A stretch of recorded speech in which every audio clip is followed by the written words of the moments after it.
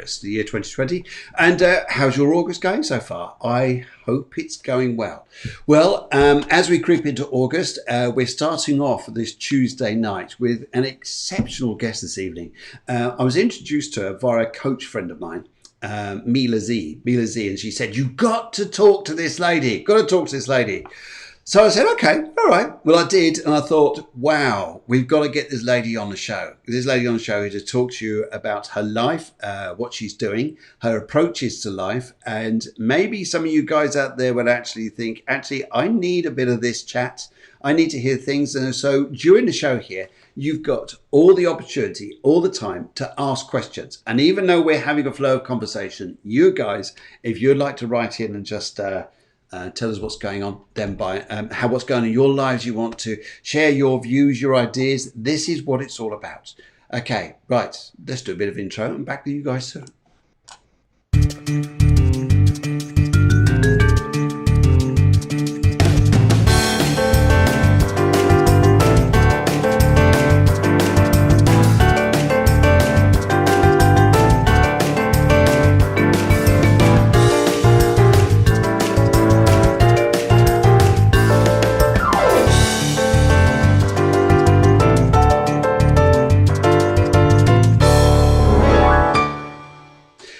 Okay, right. So just to crack you on the show this evening, if you haven't joined the show before, then just to introduce myself. My name is Phil Griggs. I am a medium. I also work in coaching. I also work in psychotherapy and hypnosis. But I just stepped into doing these spiritual shows in around February this year. And so far, they've just gone absolutely bonkers. Not say bonkers. That means good. That means good. Terminology means good. But anyway, and each Tuesday, what we do, we invite a special guest on.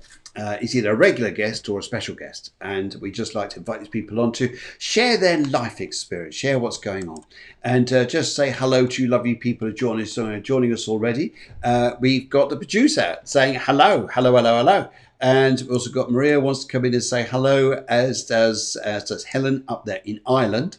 And Maria in Spain, and Joe in England. So far. So during the evening, very different show tonight, very different to the normal concept of doing readings, things like this, but we're all open to doing questions and finding out something for yourself that may help you in particular challenges or particular events around you, which has sometimes been a little bit blocking. So we're here tonight to really talk about this and help you guys get on the road. Now, rather than me talking, I'm not going to do that. I'm just going to go, I think I need to welcome in my very special guest. And we've been talking the past 15 minutes and I'm already excited, thinking, come on now, let's have a great show. And all the way over there in Colorado. And I'd like to welcome in my very special guest, Alessandra Desiderio.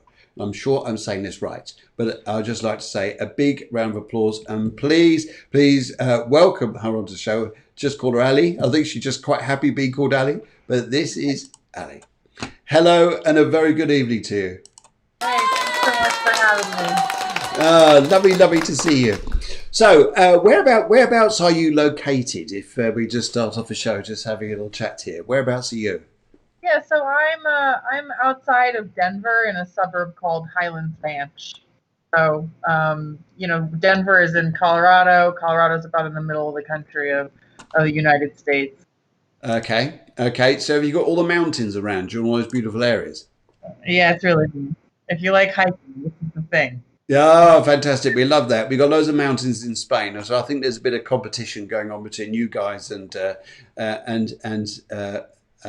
us over here in Spain, but I'm sure it's beautiful there. So now, okay, just like to do a little intro here, so you guys know and understand who our guest is this evening. And okay, this is Ali's bio. Alessandra Desiderio is a mum, entrepreneur, and an advocate dedicated to creating pockets of community and impact by using free market ideas to create innovative solutions to social problems. Now, we all go through problems of some kind or another, and I'm quite happy to talk about some of the things as we go through our lives that we experience. But Ali, Just going down to the bones here. Tell us where your life started off from. Where did it start off from to get you to the point you are now? Because I understand now you're a very successful lady, throwing out loads of projects, ideas out there, and doing exceptionally well. Where is it that you've come from in your life to get where you are now? Hey, thanks. So my dad was an immigrant. He passed away a few years ago, but he had a driving spirit, as most immigrants do. And so I really followed his lead, and I had a very strong male figure in my grandfather on my mother's side who also helped to raise me. And so those two men set this example of ambition and hardworkingness. And my mom, as a single mom, had her own things to deal with. And so as as I kind of grew up and I ended up leaving home at 15, I kind of launched into this very turbulent next 10 years. And so that uh, was almost like getting punched in the stomach over and over and over again as you're trying to start out, and then you get a little bit and then kind of slide back down. I almost lived at rock bottom, it felt like, with all these different financial and personal and life circumstances that I couldn't get out of. And so my story was really turbulent, and I had lots of things, from being homeless to losing my daughter, to being homeless again and being in a domestic violence situation, and kind of starting over and dealing with bad boss after bad boss after bad boss. And all of these things kind of shaped me to be who I am now, and look at the things that had happened to me and say, yeah, I'm never going to be a boss like that, or I'm never going to be homeless again and have this fear of where my children's next meal is going to come from. And so all of those things together really have made me this way, I think. Excuse me saying, but anybody who's gone through that, I think we just said, put their hands up and say, I give up. Yeah, well, I mean, I think I give up at least a couple times a day, even now. And I know back 10 years ago when I was starting this journey and going through all this crap, I gave up a lot, and I had a lot of people around me that were constantly saying, "No, don't give up. It's going to get better. It's going to get better." And I even now look and I'm like, when is it going to get better? Like, when can I do this other thing that I want to do? And why can't I get there now? But I look at myself now versus where I was when I kind of started this mess. Now it's even 20 years ago, and it's just, you see that you see yourself blossom and become somebody else, and you see yourself be able to kind of take on new things and new ideas and new projects and new team members, and helping people in new ways. And so I think you do give up. The point is you do give up. You do throw your hands up, and then it's about, how now do I get back in the game? How do I get back on the court? Because you can't always be on the court. You die. I mean, if you were on the basketball court all the time, you die. So sometimes you got to take a break and say, I'm done right now. I gotta reset. I gotta you can't stay there. You can't stay on the couch. You can't stay on the bench. You can't stay in the cave. It doesn't. No, no. So anyway, you get me off on a little bit of a tangent here, Phil. No, that's good. This is because I think this is what people want to hear. People want to hear is the fact that you've had this passion, this desire in your life to come up from nowhere, go through. I mean, already people are coming through. They're saying here, Maria Hemsley, she's saying, never give up, never give up. She's also saying here, know your worth. Know your worth. Yeah. And I think sometimes here, because I always think here, when I talk about astrology, when I talk about psychotherapy with people, is that we don't change through nice times. We change through hard times. I think that's what makes us, when we hit those walls and we go, okay, I've got to get back up. I've got to change my life in some respect here.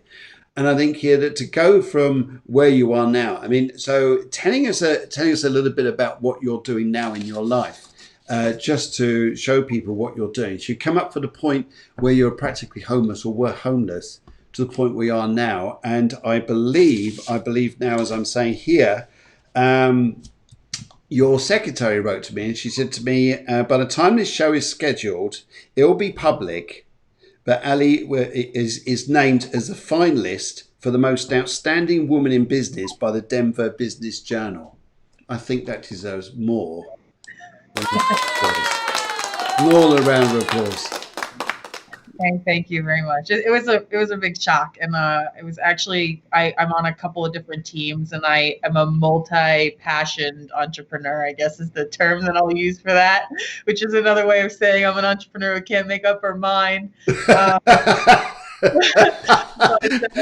But some of the most interesting people you meet are the people who don't make up their minds. They're still searching. Yeah. Well, and I like having a lot of projects. I like surrounding myself with a lot of people who are passionate about different things, and so I'm lucky to be on a few different teams. And amazingly, a couple people from each of these teams all nominated me, and then I was named a finalist. So we'll hear about the Denver Business Journal on August 13th, which is exciting. But my projects, you know, Phil, to answer your question, so when I started out in Colorado and I left domestic violence 10 years ago, I was on government programs, Medicaid, cash assistance, food stamps, and then I got a job that had me go from $12 an hour, or $12.50 an hour to $14.50 or $15 an hour, somewhere in that neighborhood. And I was removed from all of the state benefit programs. Okay. So I just immediately had to figure out, now how do I make it, right? Like it obviously the $2.50 or marginal increase wasn't enough to take care of those thousands of dollars in benefits that I was receiving. And this is called the cliff effect. That's actually the term that's used to describe what happens when somebody gets right there on the cliff. Yes. And then they have to make a choice when they're looking down at the cliff, like, do I jump or do I stand here on the cliff? So I jumped, and I jumped by taking my kids and hiding them under my desk for 9-10 months. Okay. I would hire students at the school that I worked at to walk around the school or kind of hide them in a classroom. But because I didn't know them very well, I'm like running back and forth to the classroom and, making sure they're not shady or, doing something.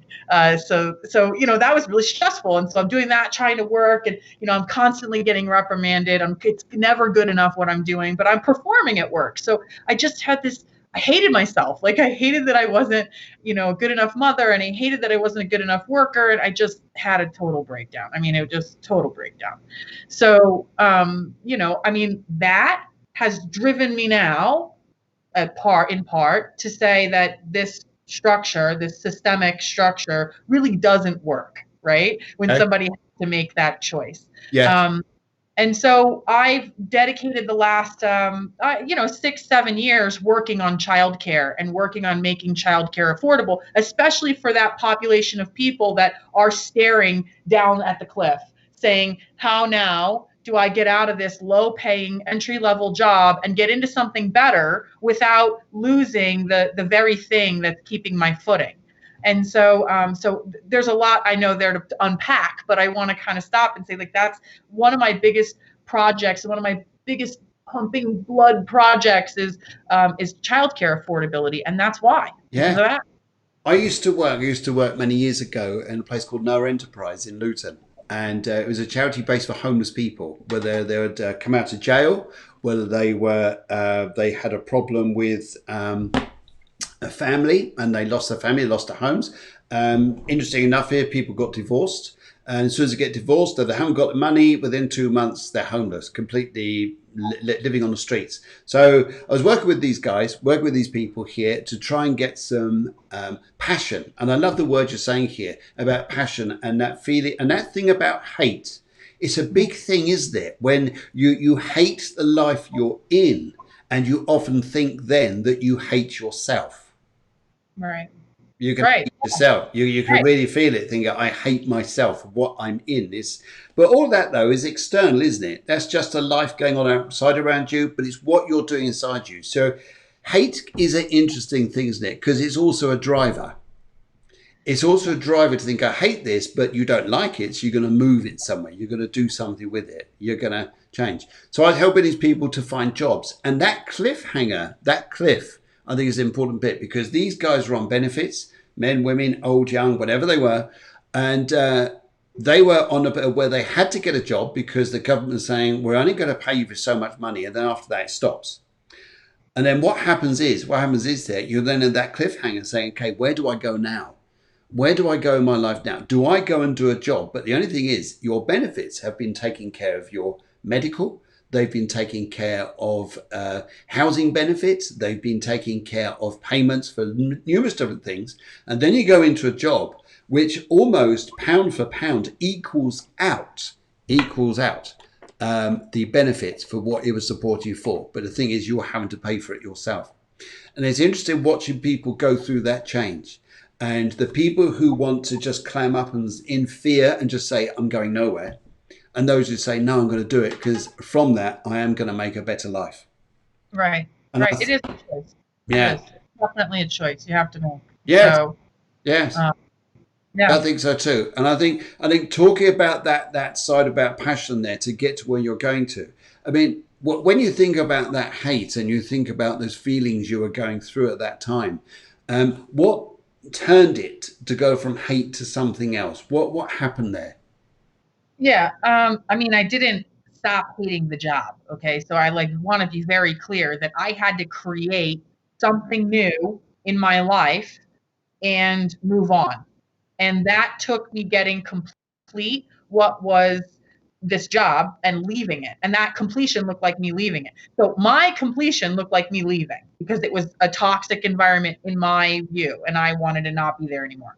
So I did there wasn't some like catalyst that like I was sitting in my workspace one day and then the next day I was like, I love it here. No, I still no. But I started to be recruited for things that were outside of the organization. And I've heard this. I heard this once. I don't know, like 7, 8 years ago, and I've heard it a couple times this year. And it's when you have a child that's struggling, you face them outward. So if a child is struggling in the home, you face them outward. So for whatever reason, during this time when I'm having all these problems, I'm getting tapped from the outside to say, take your light or whatever you're trying to build and stop trying to put it in this space that doesn't want it and turn it and put it out here into the world where it can be built into something else. So that's what happened. And I got tapped. Actually, a coworker at the time recommended me for underserved or low income women that were on the line but had a desire to do impactful work. And so that was a leadership program called Women's Community Leadership Initiative through an organization called Leadership's Pikes Peak, which is actually a private leadership organization that takes leadership curriculums and then puts people through them. And so I did that, and it was my first time ever be considered a leader. It was my first time anybody ever gave me any keys to the kingdom and said, here, learn this thing and now do a project. But I loved it. And we actually did a project at the domestic violence shelter that I lived at with my kids. Wow. So, Wow. yeah, I mean, it was Wow. great. So that was it. That was the thing that got me kind of turned around and got me looking at, okay, now what can I do out here? Because I don't need to focus on a corporate job. I don't need to focus on a team that doesn't hear me. I can go out here and either build my own team or build my own project. And that really inspired me. That really lit me out to go now start creating businesses and teams. Just hearing that part of your story here, it really sounds like that part that you decided to go and change your life was the part that it sounds like you decided I'm going to be in control rather than. Yeah.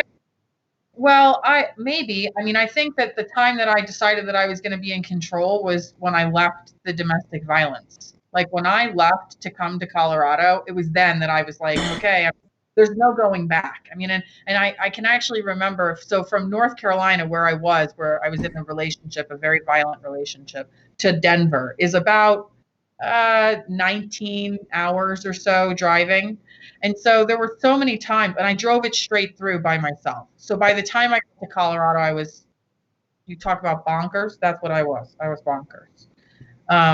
And I was seeing things and hallucinating and like I hadn't slept. So it was really a bad deal. But I just wanted to get out. And I felt like if I just stopped, I would turn around. If I stopped for anything other than gas, it would be enough time for everything behind me, all the emotions, all the feelings, all that to catch up to me, or even him, really, to catch up to me. And then I would have to go back. And so I ran. I literally ran for my life. And I took this van. And by the time I got to Colorado, I had beat the crap out of this van so much that it just died. It just wouldn't go anymore. And it's so bad. So, but yeah, I had to choose to leave, and it wasn't an easy choice because I had just gotten my kids acclimated, and it was hard. It was a very hard choice. So really, the choice for me then was, I'm leaving. I'm not going to have this life anymore. I don't know what the next life is going to look like, but I'm done with this life. And so I did, and I got in the car and I drove the 19 or 20 hours or whatever it ended up being by myself. And I started our lives over. So, yes, I think, but that's what I meant earlier is I gave up after that like 5 times, like a lot, like really heavy gave up. Like I just didn't want to even function. And Yeah. I was in, domestic violence shelter and therapy and all these other things to kind of try to move myself forward. So it was almost like this onion, really tightly packed onion of trauma. And then every time I would do something, another layer would kind of come off and give me the opportunity to see what was really inside this pearl, that onion pearl. Oh, those actually exist. Inside that gave me the opportunity to say, okay, I have something good in here that I have to take off all the layers of trauma. Yeah, and I think the layers of trauma is a good explanation, because I think the layers, sometimes those layers of trauma are not ours. They're not ours. They're such an interesting thing, because sometimes those layers of trauma are from what other people have put on us, or that life has put on us, but it's not us. We actually usually say, I think, you strip down the onion and you find that pearl, and there's me.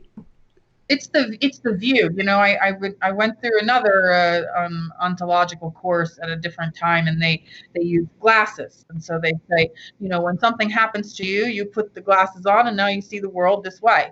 Yes. With Yeah. this blinder on. If this is, you're going to see the world this way. You can't not see the world this way until you take the glasses off. And Yes. so, that was only one small part of that entire program. But again, the same way. I don't know that it's necessarily that somebody has put something on, because they don't always put the glasses on you. Like, it's not somebody else putting the glasses on. It's you that put the glasses on. Yeah, you chose. You chose. Absolutely. You chose to wear it. You chose to wear it. Absolutely. I totally agree with you. Joe Gardner writes in. She says, yes, I agree. Getting out of domestic violence does get you your control back. Takes time to get over it, but the best thing I have ever done. Yeah, and I think that's it's amazing, and I think there's and it doesn't matter in some respects which side of the coin you're on, because although we're talking here, okay, women, domestic violence, also men suffer from domestic violence, it's just not recorded as much because men don't want their situation to be known. You're going to say something? Well, I'm going to say something a little controversial. Okay, go on. I am, after many, many years of therapy and becoming an advocate in domestic violence and sexual assault, I'm going to take this stance. Okay. That any abuser was once abused. Right. Okay. And so domestic violence doesn't start just, all of a sudden start from an abuser. Like, there's not an abuser that's just born and then they're just an abuser. Like, there are environmental and genetic things that cause that person to be an abuser. Yes. So it's almost becoming very important to me to make this distinction that you can be abused by someone, right? But a relationship that has abuse is not necessarily abusive, because again, you chose those glasses. So there are many, many situations in which women or men, but usually women, can't leave. They can't leave a relationship once they get in it. They're stuck. That's interesting. Yes, they do feel stuck. I've actually talking to someone today about that feeling about being stuck, and be careful. No. Stuck. Physically stuck, Phil. Yeah. I mean, I have met women and men and transgender men that have been literally physically stuck in a place that they cannot leave because their abuser will kill them. Kill them. Yes. Okay. And so I don't want to dismiss, like, I've worked with people like that. That exists. That's a thing. Me too. And Me too. if you want to get out, even in that circumstance, if you really want to get out, then there are organizations and people that can help you get out. Now, is it easy? No. And have I known that those people have gotten caught by their significant other? Yeah. Yeah. But I think that, again, it's the choice of the view that you get to choose how you want to live your life. If you want to live in freedom or if you want to live in fear. And so, again, I should probably back up and say I'm not minimizing anybody that's too afraid to leave, because Yeah. it took me 5 years to leave, to even feel like I could. So, and I think I left maybe 13 times before I actually really left. So that's the other thing that I want to mention is when you leave domestic violence, the average person to leave domestic violence has to leave 8 times. 8 times. That's a Okay? lot of times, isn't it? A lot of times. Lot of So, you know, there's some level of kind of you making the choice to be a person who no longer tolerates that. And to Joe's point, you know, she said, you know, you have to make the choice to leave. But you also have to make the choice to view yourself as a victim. Just what I was going to say. Yes, often the person who's in a domestic violence situation there often feels they're the victim and often questions, what is it I've done wrong? Right. What is it I've done wrong? It must be my fault. It must be something. Until you go and see a outside person, outside professional who says, no, this is abnormal. This is not right. And then suddenly you begin to awaken and think, actually, my situation is what you were thinking was I've done something wrong becomes, no, actually, now I'm right. And I've got to get out of this. Get out of this situation. It's amazing. Yes. I was real scared, though, to tell people, though. Yeah. And I see what you're saying, you know, but even an outside, I would even say that a professional was really intimidating for me. Like, I didn't want to tell a professional about any of the abuse or any of the, you know, the violence that was happening inside the home. I was not going to tell them that, because then that opened me up to be persecuted, to have my kids taken and all those other things. So I kept that as close to the chest as I could. So, no, it wasn't really until I let people that they weren't professionals, but they were mature. They were more mature. They were ahead of me. They had kind of gone through some stuff, and they could turn back and see, oh, that's a red flag. Did you see that red flag there? Because you're real smart. Why don't you notice that red flag? Like, that's really red. Like, you're really smart, you know? So like, it took somebody telling me, you're pretty good job, for me to see, oh, wait, why am I dealing with that red flag? Like, why am I tolerating this? Oh, there's another one. Oh, there's another one. So I don't want to minimize the professionals that made a difference, because it was, you know, it was them that had me really distinguish what was abuse and what was my own, you know, my own suffering that I gave myself. And those professionals could help me distinguish that. But it was the people that were close to me that could see, like, under that seed of, you can't see anything else. You can't see this. It was those people that were close to me that said, no, this isn't right. You should probably investigate this. And I listened to them because I trusted them. So it was one more step before for me that I'm super dense. That's why, because I'm pretty dense. So it actually takes a couple of knocks on the door before it gets to me. That's it. Joe Gardner says again, she says, it took me 3 years to leave only because the police arrested him. I could break away. So then me and my son went into hostels, 9 moves in all. 9 moves in all. Yes, yes. And Joe, you've been listening to this show for quite a while. And it's always lovely to have you on here. But congratulations to you being able to move on and change your life. Well done for you. Well done for you. Yes. Yes, to go. You have to move. I mean, I can't only imagine that every time you had to move, that's like another conversation you had to have with yourself about, you know, should I just go back? Should I just go do this? You know, like, is this better? Was this, you know? So I say that's when you give up. You're like, I don't know that I can do it one more time, but you do it. You get together and get up and do it. Something gets you going. Something gets you going. So all this has built you up to be a very, very successful woman in industry. I mean, to go and win, the most outstanding woman in business in the Denver Business Journal. I mean, that's pretty big. That's pretty big to turn your life around, and absolute congratulations to you. I think it's absolutely fabulous.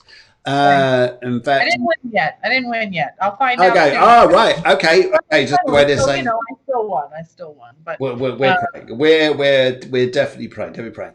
Melissa Coleman says, "My mother mentally and physically abused me, and it took me many years into adulthood to realise that what she had done and behaviour was so wrong." This is so interesting when you're young and you get this amount of abuse as from a mother to a child, because a child then just takes this all in because the subconscious just soaks it all in and thinks this is normal.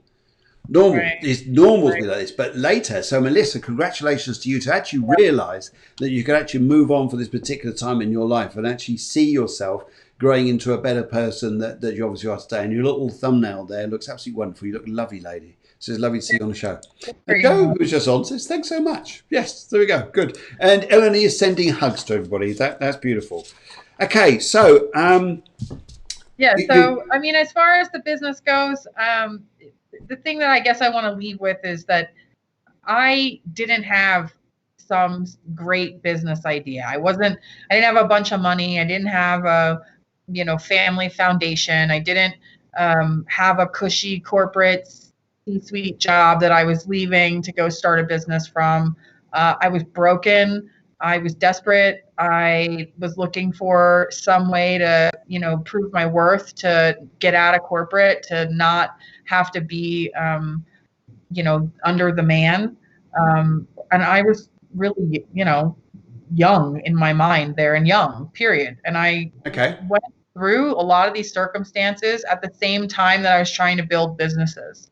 Yeah. And I kept on. I mean, there had been times that I've had to go back and get jobs and, work jobs to make it. And even now, I mean, I'm in a job, right? Like, I have a job. I don't consider it a job because I have a lot of flexibility and freedom there. But even now, I have a job, and I'm asked to be able to be a member of a team. But because of who I built myself as, because of the things that I went through, that's why I get to be that business leader. That's why I get to become, an entrepreneur and stay an entrepreneur. It's not that I just had the keys given to me and then I, whatever, trumped it. I had to create this from scratch over and over and over again. And it's funny that people are like, well, why do you have so many projects? Because I recreate myself a lot, and I recreate my intentions, and I recreate my team's intentions, and I try to pay attention to who's on my team and what do they have, what value adds do they have, what would they really enjoy working on. And the more that I become a leader, the more that I become a business woman, the more that I see that that's how you do business. That's why. It's because you take all the times that somebody punched you in the gut and then you turn it into something, and you say, hey, somebody punched me in the gut for that. Like, I'm gonna actually create a way for them to not punch me in the gut anymore. Or I'm gonna, create a way so that nobody else gets punched in the gut that way anymore. So I know that sounds crazy, but No.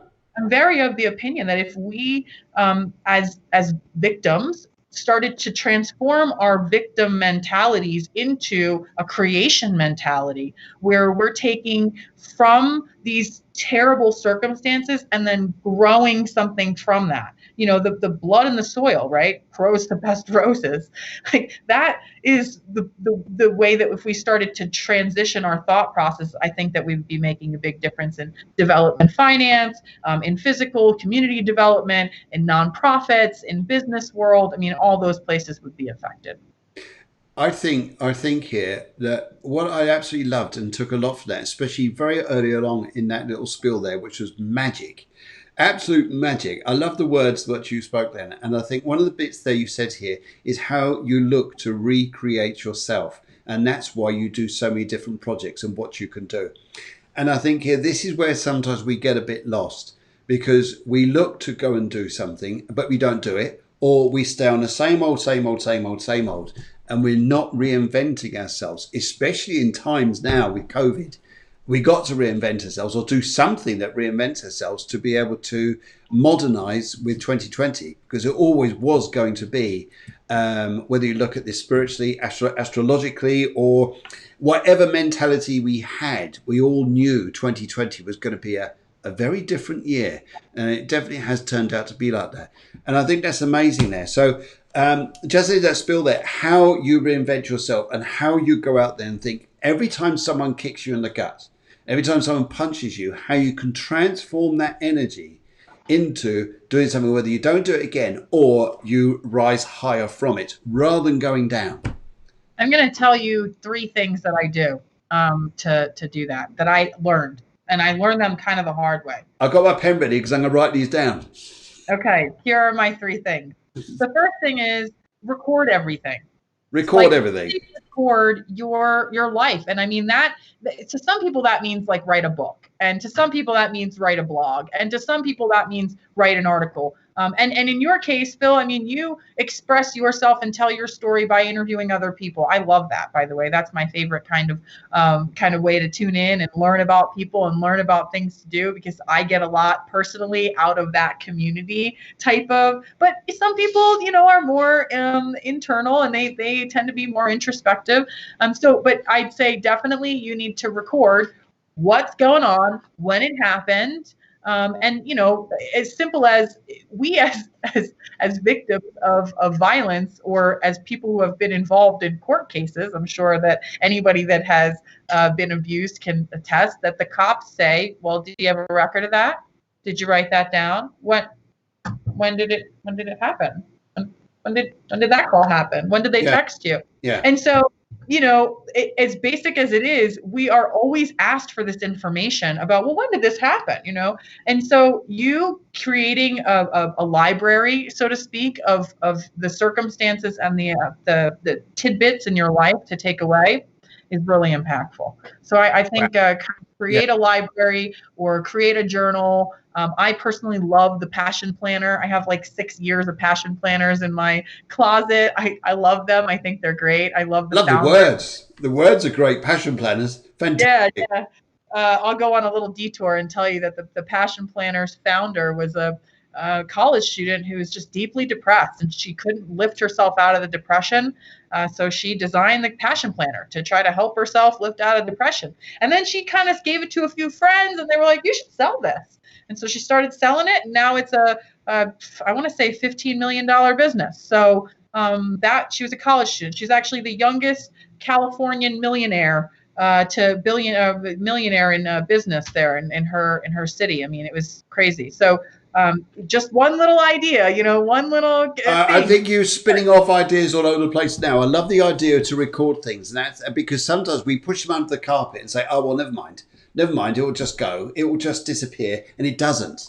It's recorded somewhere, but it's not in the way it should be recorded for you to be able to evaluate, but it's recorded in your DNA somewhere that is hurting you. It's not helping you, it's hurting you. But it's I think so. My second thing is actually to take that. It's that record you're talking about, that recording, and then repeat it. Wow.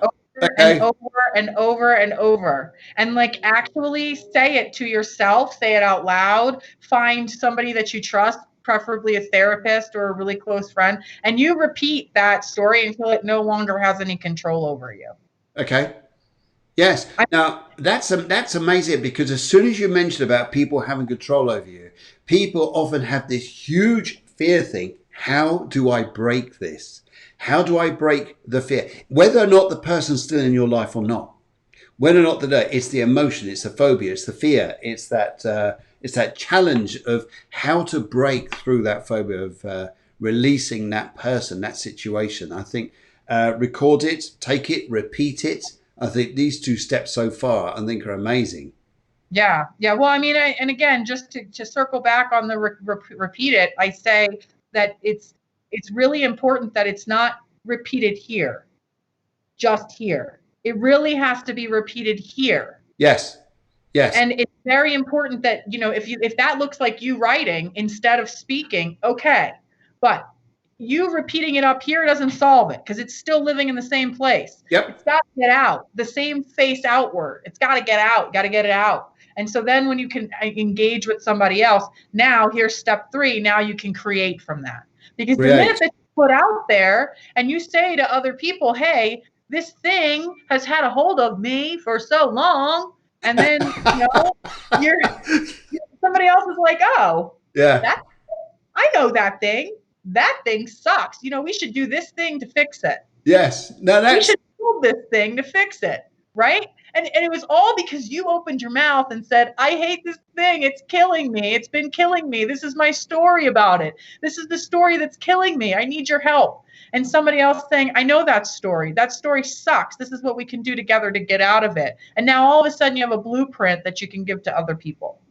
no, So incredible, absolutely incredible. Is the RTC, the record, take it and repeat it, and create a new energy you want to there. That's interesting. Just say a little bit what happened to me when I was younger, and I don't know why it came about, but I think it was shyness. I think it was feeling I didn't fit in. And it's probably personally because I think there was a spiritual awareness which I just couldn't understand what was going on. Didn't connect it. No one really understood what it was. And so I developed this terrible, terrible social stigma, which was a stutter. And I couldn't say words. I was there trying to say something while I was going and it shut me down. Almost the point here, from a person who I wanted to express but couldn't express, I had two forces pushing against me, and I went down. I went right down, and I just became a social recluse in many respects here. And I lost confidence. I lost the feeling that I could build friendships, relationships in my life. I was always afraid of people that I was going to stutter. And in the English classes at school, I remember that we all had to read the books aloud so that we could like a story going on. And as each person was reading a different part of the story, I was trying to build up the confidence by reading their bit as well as mine. But I'm doing it under my words. And then it comes around someone else and I'm reading their bit and mine. And then it comes someone else and I'm reading their bit and mine. And eventually it comes to me and I'm thinking, hopefully I've got some confidence here. And sometimes it worked, sometimes it didn't. But that particular age of my life here, I was absolutely terrified and didn't fit in. Didn't fit in at all. And I felt like a social, distant person here. I felt bullied. I felt intimidated. And because I was a stick. I was as skinny as a stick. I mean, after a few burgers and a few pints of beer, it's changed a little bit. Not much, but changed a little bit. But no, trying to compete with life here and come out of this. But eventually, something happened about the age of about 22. And my cousin went to see a palmist. And that was it. I became interested. I wanted to get involved in spirituality. And then that confidence fear just went. And very quickly, I came back to normal conversation. And now I can't stop talking. I love it. I mean, my wife here says, will you shut up? No. Well, can we stop now? Can we watch? Now. Yes. Can we watch the telly or do something like that? No. We need to talk. So it's my job now where on my profile on one of the Facebook pages I have is Phil Griggs Let's Talk. So yes, Let's talk. Let's get stuff out there, and you can change your life. And I think what I've been through with that was a lot. The social depression I went through as a kid was huge. It's not the same as abuse that what you went through, but we all face challenges. But I think if you take the action that something's going to come into your life to change you, and I think it's a belief somewhere. There's something about a new belief. You got to have a belief somewhere which changes that mode. I think that's where it, for me, it's where it comes from. I think for you, your driving force is absolutely incredible. Absolutely incredible. And everybody here is saying, Tonya says amazing. So my wife there, who's also the post sorting out the show here, she says powerful words. And Cheryl says here, it's giving us all confidence tonight. This is absolutely fabulous. We're going to take a very short break, and we're back in a mo.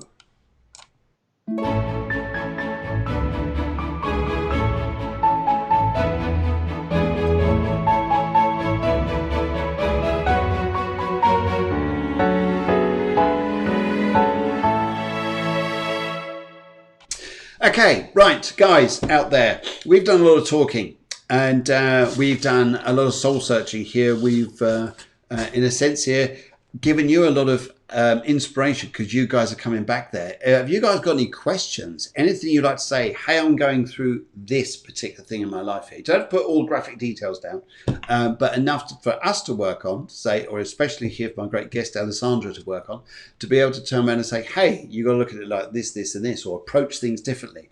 If you want to write in here, by all means do. And but so far, the response to this show so far, the amount of people who are on and watching, and the way my comments and reaction stream is going. If you don't mind, Alessandra, can we invite you back on again another time?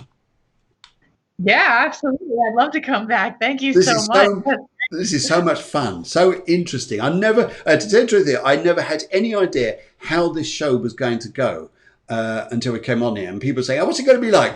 I don't know. I don't know. I just know it's going to be good, but then I didn't realise it was like, wow, it's absolutely fantastic hearing your story. I love the passion, the drive to just change your life here, to record what you've gone through, to take it, repeat it, and then create where you want to go. I think that's just to have something that works, and the passion board, or the passion you called your friend called this the passion planner. Passion planner. I write these words down because I just think I want to repeat these, and on a Sunday show especially, just saying my review back on the week. And Cheryl says already, this has affected my life. Well, that's fantastic if we could do a show like this. So, Cheryl, have you got any questions? Joe, have you got any questions? Sarah, Tonya, anyone out there who's got any questions that would just like to say, hey, how can I go through this? Now, this is interesting. Jay has just come in here and she says, having left an emotional, abusive relationship, I've taken so much positive and strength from it to transform my life, to move forwards and help others. Thank you for sharing it. It gives us all hope. So I think this is just fabulous that you could share that with us, Jay, and to say how we've gone through. And these relationships are out there, and yet we don't know. What we see of people, sometimes they're also friendly on the outside. They're behind closed doors, things are slightly different. And but where you go there. My dog feels abused at the moment. He's got a cone on his head. A cone on his head. I would find a picture if I could find it. It's a cone on his head because he's just recovering from a little operation. A little boy does. But so at the moment, I'm trying to humour him. I'm calling him, or actually myself and my wife are calling him Conehead the Barbarian. Okay. Conehead the Destroyer. Trying to give him a bit of Arnie talk and see how it goes. Okay. Okay. Yes, I do. Well, I've had a miserable week. Okay, so when we change your week, so if you have a miserable week and you think, okay, this is hard work, hard weather, no matter what it is, no matter what it is here, what notion would you say? What would be your first drive to say here? What would you do to think, right, I'm going to change it? Yeah, I mean, I have bad weeks all the time. I mean, so the way that I deal with it is mostly I find the people that are close to me and I go and, chat with them about the stuff that's on fire in my life. And usually they have something good to add or some tidbit that they would do differently or that they would improve upon. And I try to listen to that and I try to implement that. And then sometimes I just need people to listen to me and grab a good bottle of wine and just kind of hang out. And that's how I deal with bad weeks. Sometimes I create from them and I work with somebody, and sometimes I just drink a good bottle of wine and try to feel better about it the next week. Okay, so Tonya, the question is here to you is, do you actually talk about the fact you have a miserable week, or does it stay in here? If it stays in here, as we were talking about earlier, this is not a good place for it to be. Where this is just going to go round and round. This is a bit like the washing machine, except the load gets bigger. Yeah, I do talk about it, and I think that that's part of why I said in the beginning, in the beginning of my 3-step. Here's my cue to 3 steps is, that week I'm recording what's happening that week, and then at the end of that week, I have a date with my boyfriend or my girlfriend or whatever, and I sit down with them and I tell, maybe don't go through the whole list and whip out my journal like a weirdo, but I have in my head like, hey, this happened at work, and this happened with this client, and this happened with my team member, and it's all on fire. And what would how do I deal with this? And it's all on fire, and it's all on fire. And then at the end of that conversation, a lot of the time, there's something for me to take. Is it resolved? No, it's not resolved. But there's something for me to take out of that conversation with the person that I trusted, whether it's my doctor, it's my my friends or my family, and then to turn around and say, okay, now the next day, because I usually have to sleep on it, I can create something that my next week is not going to look like last week looked, because I talked about it, right? Because you So talked on it. yeah, you Yes. have to talk about it. Yes. You have to get it out of here, and you have to put it out into the world. And again, that can be journaling. That some people that's even picture taking. But you have to get it out. It has to be outward, facing outward. Interesting. I'm just going to come back on this conversation a second. Susanna Flowers, she says here, you take so much, then you wake up and smell the coffee. Another survivor. Fantastic. Good to hear that, Susanna. Good to hear that. And just to come back to Tonya, she says, no, I don't talk. No, I don't talk. She says, it's hard being a Scorpio. We keep it all in. Yeah, I know a few Scorpios. Actually, my stepson, sort of kind of kid there, is a Scorpio, and he's the same way. He doesn't want to let it out. But the more that you let it sit inside of you, the more it festers. Actually, I know a lot of Scorpios that are really, really creative. I mean, I don't know if that's a sign thing. I mean, I don't know everything, but I know a little bit. And like Scorpios tend to be really physically creative. And a lot of the Scorpios I've known in my life have been drawers. They've actually drawn pictures, been artists in a way that they could capture an animal or a tree or a flower or whatever in a certain way, just because they see it in that dimension. So I guess I would say to you, Scorpio, that maybe there's something for you to look at inside your creativity, that you can express yourself and get it out without you feeling pressure to have a conversation. But instead, maybe you're somebody that makes a funny comic, or maybe you're somebody that records a video or is a photographer. Maybe you have a more physical media way of getting your thoughts and processes out, but you still got to get them out. Like using it as I don't like to talk. That's an excuse. Yeah. You don't accept excuses from yourself. That's why you're listening to this. That's why you have worked on yourself. That's why you left domestic violence. I mean, you've done these things. So then go back. Don't do that. Find the mediary that has you be able to get yourself out, whatever it looks like. I think that's incredible advice. I think it's very good. Tonya, I'd love to hear what you would think about that there. And actually, yes, Scorpios are very, very creative, very passionate, very deep people. We can assume they go very deep, and it's the trust element in a Scorpio. If that gets broken, it's very difficult for a Scorpio to retrust again. They do hold it all in. But I think if you can vision it, you can draw it, you can paint it, you can photograph it, you can write it. Or if you find someone there that's a Scorpio themselves, perhaps, or even the absolute find a Taurian perhaps, they'll be very good as well. They'll sit down there to listen, or a fabulous Capricorn. Yeah. Okay. But anything there where we can bring out the passion things here. But it's that caring side to your nature, because there must be a lot of Cancer somewhere in your chart. Cancer in your star sign there, because it's so much care you've got, because the care turns into passion, turns into power, turns into doing things. I think it's just incredible with you. Just go back here. She said, now this is interesting. We've got all the questions coming in right up now. Cheryl says, how do you cope when you aren't sure who to trust when you had mutual friends? So she's broken up for a relationship. Things gone some way, but they have mutual friends. Now she wants to know who to trust. Well, I have this. I'll tell you my story, Phil. My story recently, actually, in the last. Oh yes, months. Good. Go for it. I had a gal working for me, and I was really close to her, and I trusted her a lot. I gave her like pretty much the keys to the kingdom of my business. Yeah. Because I'm so passionate about mentoring her and helping her. And I have 11 mentees right now. I'm very open to mentoring people. I if you want to learn how to launch a business, great. Like, let's chat, So I was working with her and helping her to launch her own administrative firm. And something happened, okay, where there was a miscommunication with a third party. And the third party, whatever their communication was, a false narrative that didn't involve me. But my assistant or my, mentee at that time made up whatever she made up and said that that's how she believed that it happened.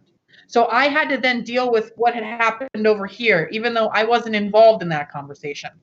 I didn't even know what was happening over there. It wasn't my conversation, but I had to clean it up. And ultimately, I had to make a choice. How do I deal with that? Do I then let her come back in to all the things that I had built?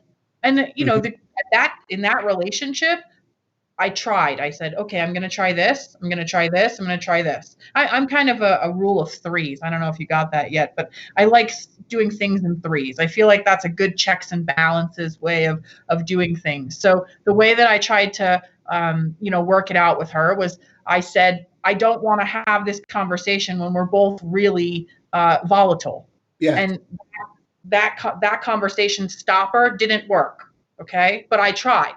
The second way that I tried to make the conversation continue was I put all of my thoughts in a written email. And I said, this is what I'm struggling with, this, and this.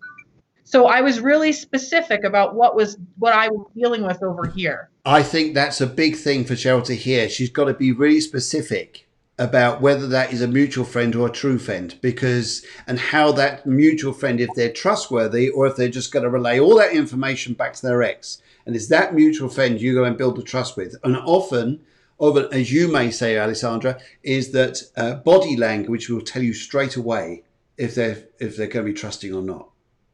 Yeah, and now we're in the age of 2020 where you may not get to see body language. So it's really a matter of, going back to, okay, you want to get this complete? Okay, then get it complete. Because if that looks like you sending an email, and by the way, this is not an inflammatory email. This is not a you hurt me and I hate you email. This is a I really care about this friendship, or I really don't want to continue this friendship, and here are the reasons why, or here are the things I want to work on.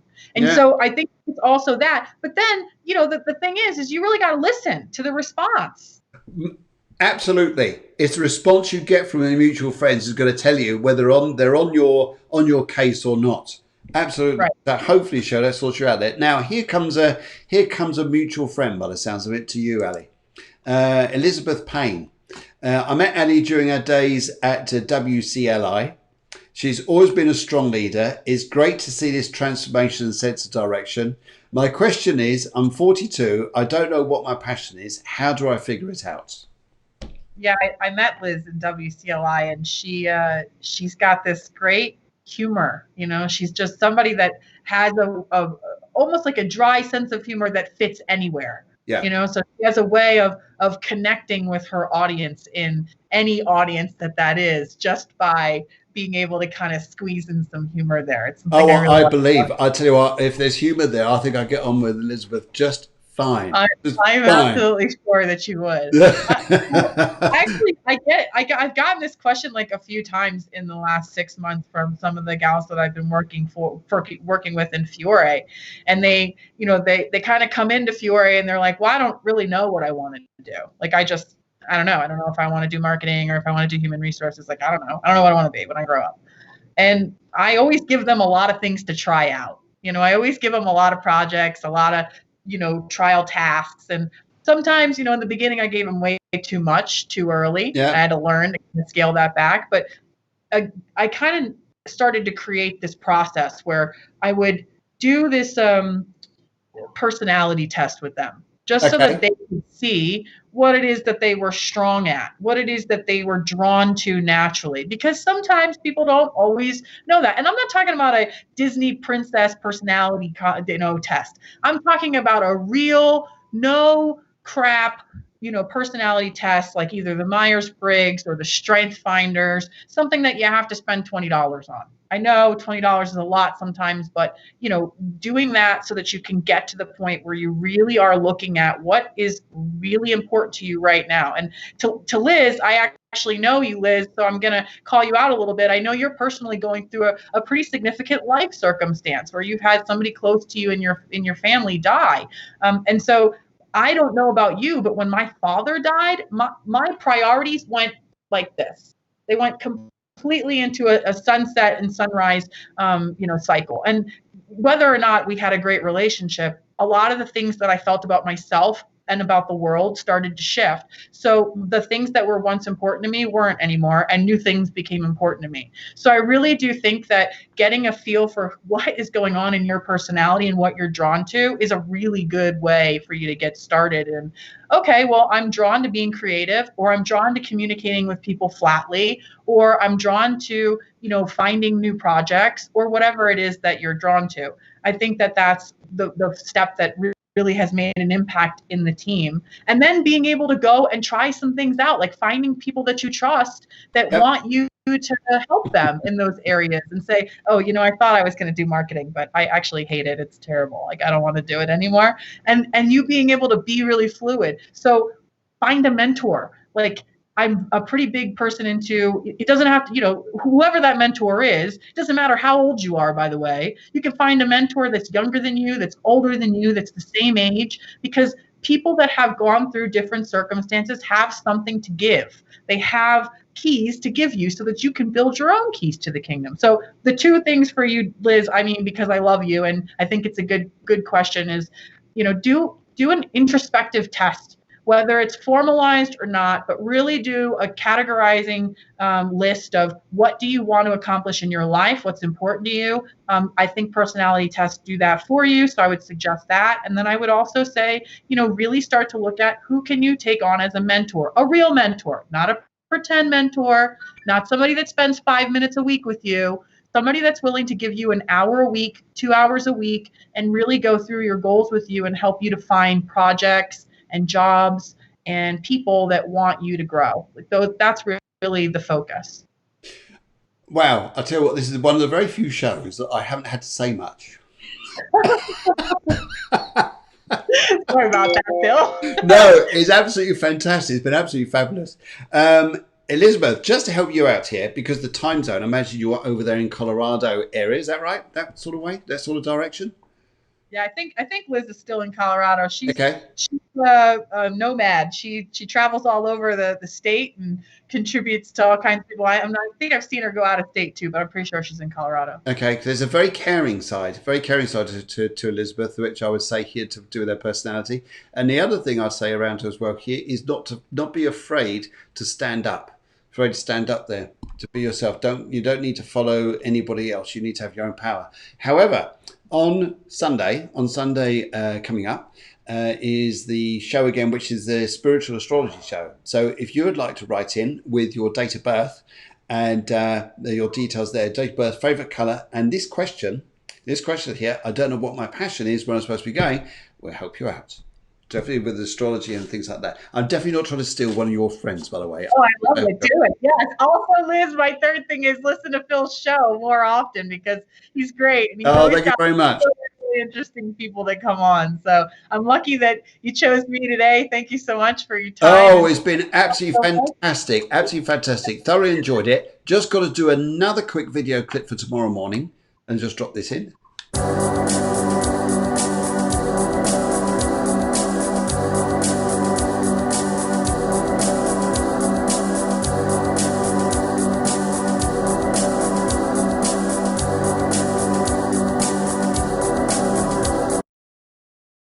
So the spiritual astrology shows tomorrow with myself and Guillemar.